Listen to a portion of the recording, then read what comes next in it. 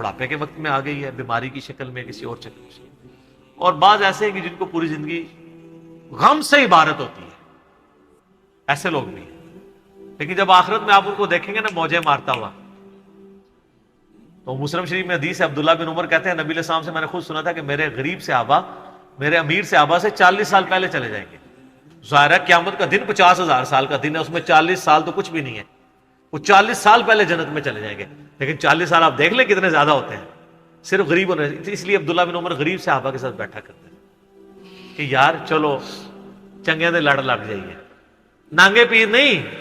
غریب صحابی درویش لوگ۔ تو مال فتنہ ہے، اس حوالے سے بخاری مسلم میں حدیث ہے، نبی علیہ السلام نے فرمایا کہ ابن آدم کہتا ہے میرا مال میرا مال میرا مال، حالانکہ تیرا مال تو وہ ہے جو تو نے کھا لیا یا پہن کر بوسیدہ کر لیا یا اللہ کی راہ میں خرچ کر کے آخرت کے لیے ذخیرہ کر لیا، باقی تو تیرے برسا کا مال ہے۔ بخاری مسلم میں حدیث ہے انسان کے 3 دوست ہیں، ایک وہ ہے کہ جو ساتھ جاتا ہے قبر کے اندر، 2 باہر ہی رہ جاتے ہیں، اس کے اعمال قبر میں ساتھ جاتے ہیں، اس کے رشتہ دار اور مال باہر ہی رہ جاتے ہیں۔ بخاری مسلم دونوں میں حدیث ہے، نبی علیہ السلام نے فرمایا ابن آدم کے پاس اگر سونے کی 2 وادیاں ہوں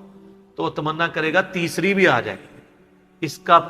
پیٹ صرف قبر کی مٹی بھرے گی۔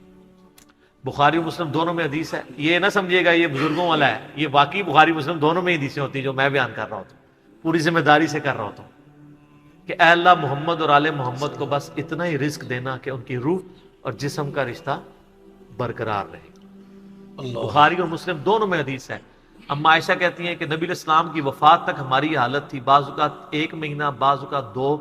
بعض اوقات 3 مہینے تک ہمارے گھر میں چولہا نہیں جلتا تھا، 2 کالی چیزوں پہ، کھجور اور پانی پہ گزارا ہوتا تھا، وہ بھی کوئی ٹنوں ٹن نہیں، 2 کھجوریں صبح 2 شام اور 1 میٹھا پانی کا پیالہ صبح اور 1 شام۔ حالانکہ خیبر کے بعد وسعت مل گئی تھی، نبی علیہ السلام نے فقط اڈاپٹ کیا ہوتا۔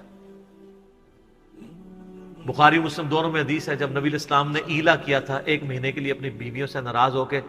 چھت پہ شفٹ ہو گئے تھے، جو حضرت عمر ان کو ملنے گئے تھے، آپ کے جسم مبارک پہ چٹائی کے نشان تھے، تو حضرت عمر رو پڑے، یا رسول اللہ کیسر و کسریٰ تو دنیا کے مزے لوٹ رہے ہیں اور آپ اللہ کے رسول ہو کے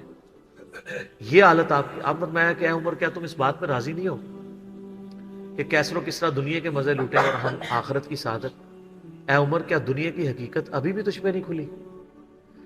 سر نبی علیہ السلام سے اتنے سخت جملے جس عمر نے سنے ہوئے تھے نا، وہی عمر اس قابل تھا کہ اس کے دور میں رومن اور پرشین امپائر گرتی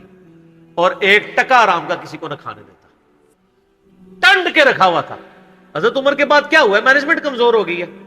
وظیفوں پہ لوگ لگ گئے، تھیندے ٹھیک ہے۔ اسی لیے کہا جاتا ہے ابو بکر اور عمر کی خلافتیں محفوظہ ہیں اور عثمان و علی کی خلافتیں مفتونہ ہیں، اس لیے نہیں کہ وہ خلفاء برے تھے، اس لیے کہ اس میں فتنے کا دور تھا، وہ اسپیشل پروٹیکشن۔ بخاری مسلم میں حدیث ہے میری امت اور فتنوں کے درمیان دروازہ عمر ہے،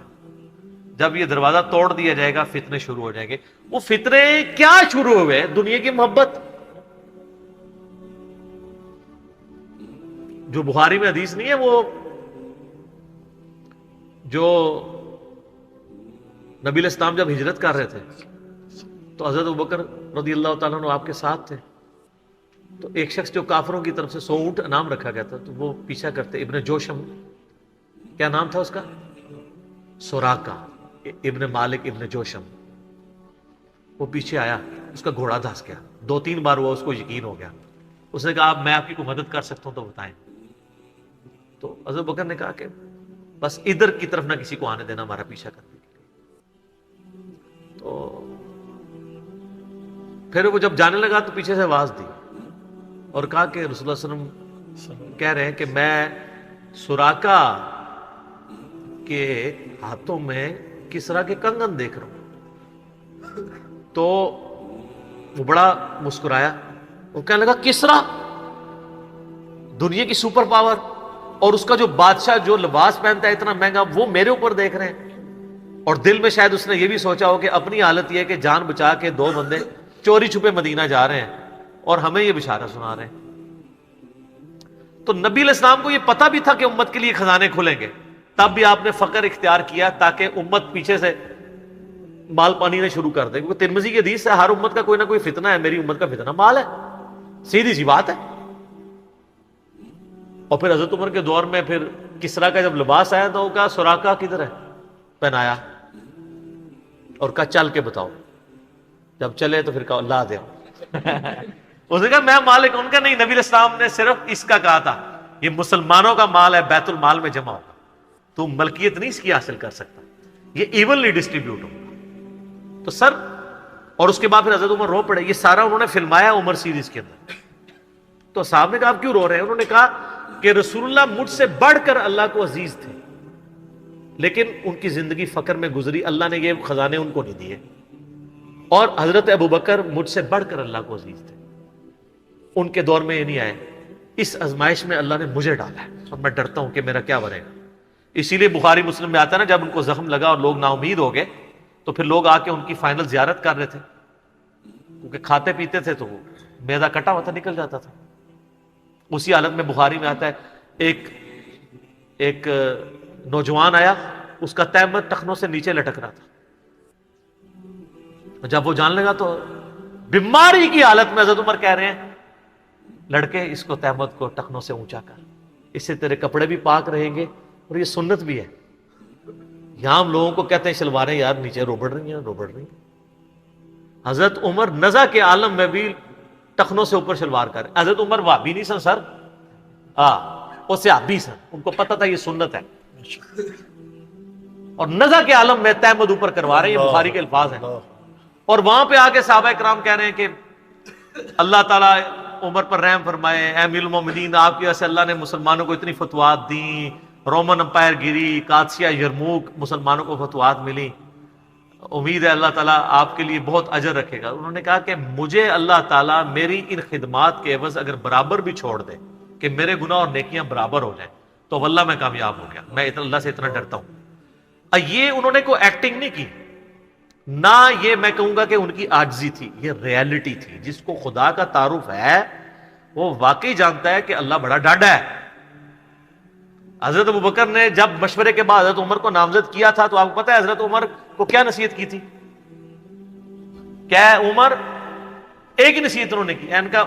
اتق اللہ یا عمر، وہ عمر سیریز میں فلمایا انہوں نے، اللہ سے ڈرنا، اور جب تو جنتیوں کی طرف دیکھے نا تو دعا کرنا کہ اللہ تجھے اس میں شامل کر دے، اور جب تو دوستیوں کی طرف دیکھنا تو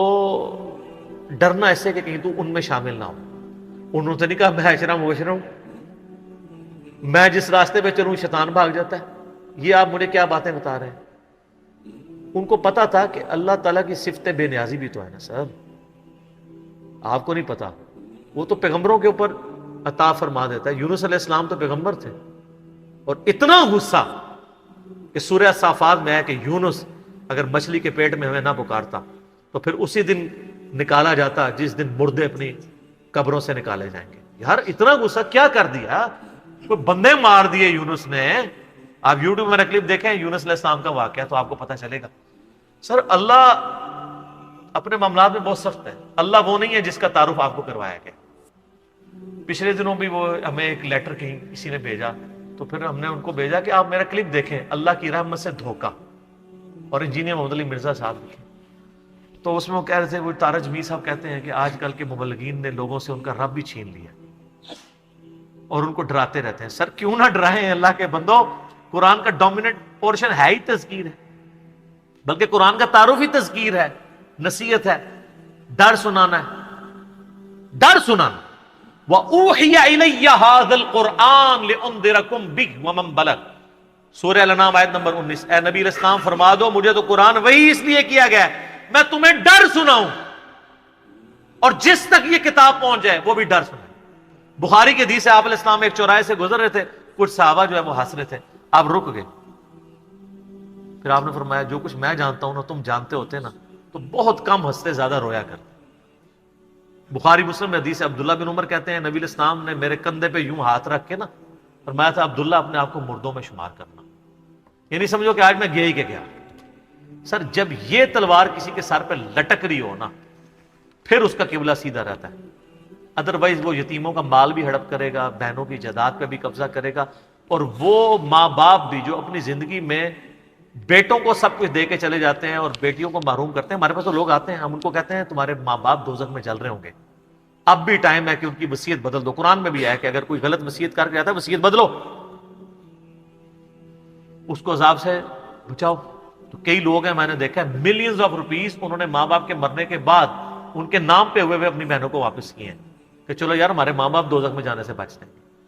اگر آپ کے ماں باپ کی محبت آپ کے دل میں ہے نا, تو خدا کے لیے اگر آپ یہ نہ کہیں کہ میرے ماں باپ دے گئے ہیں تو وہ جانے اور ان کا کام,